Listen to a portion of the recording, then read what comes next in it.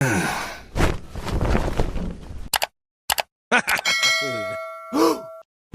साथ अन्याय हुआ है, मेरे साथ अन्याय हुआ है और मैं अब किसी के साथ अन्याय नहीं होने दूंगा।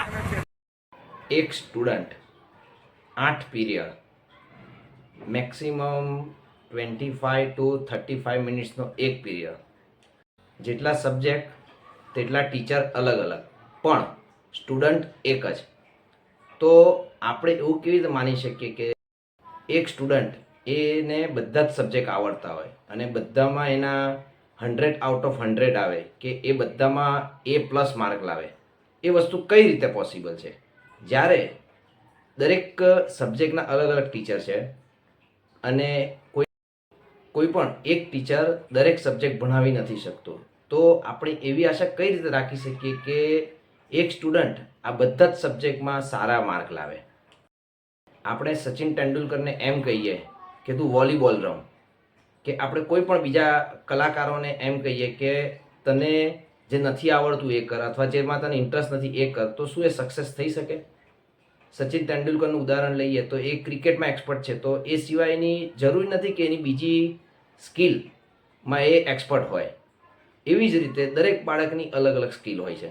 કોઈ બાળક મેથ્સમાં આગળ હોય તો કોઈ બાળક ઇંગ્લિશમાં આગળ હોય, કોઈ બાળક સ્પોર્ટ્સમાં આગળ હોય તો કોઈ બાળક મ્યુઝિકમાં આગળ હોય. તો આપણામાંથી ઘણા બધા પેરેન્ટ્સ એવું કરતા હોઈએ છે કે બેટા તારા દરેક સબ્જેક્ટમાં A+ જ આવવો જોઈએ. તો આ કઈ રીતે પોસિબલ છે?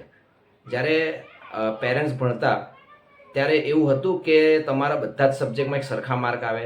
ઇમ્પોસિબલ વસ્તુ છે. તો તમે એવું કેવી રીતે કહો છો કે મારું બાળક એ બધા જ સબ્જેક્ટમાં હોશિયાર હોય? એ તો બરાબર છે, ચલો એની ઉપર મારું બાળક સ્પોર્ટ્સમાં પણ હોશિયાર હોય, મારું બાળક ડ્રોઈંગમાં પણ હોશિયાર હોય, મારું બાળક કરાટેમાં પણ હોશિયાર હોય, અને મારું બાળક બીજી જે અધર એક્ટિવિટી છે, નૃત્ય છે, કે એવા બધામાં પણ એક્સપર્ટ હોય. તો તમે એક બાળકને શું મલ્ટી ટાસ્કિંગ બનાવવા માંગો છો? તો જો એવું હોત તો એક બાળક બધી જ ફિલ્ડમાં સૌથી આગળ હોત. ક્રિકેટમાં પણ એ જ બાળક આગળ હોત, મેથ્સમાં બી એ જ બાળક આગળ હોત, ઇંગ્લિશમાં બી એ જ બાળક આગળ હોત. આ વસ્તુ પોસિબલ છે જ નહીં. તો પેરેન્ટ્સ, પહેલાં તો તમે તમારા બાળકમાં જે સ્કિલ છે એ સ્કિલને સમજવાની ટ્રાય કરો કે મારું બાળક શું કરી શકે છે. બાકી એજ્યુકેશનમાં જો નંબર ઓછા આવશે, પરંતુ એની સ્કિલ જો તમને ખબર હશે કે મારું બાળક આ સ્કિલમાં હોશિયાર છે, તો એ સ્કિલ તરફ તમે એને વાળી શકો છો.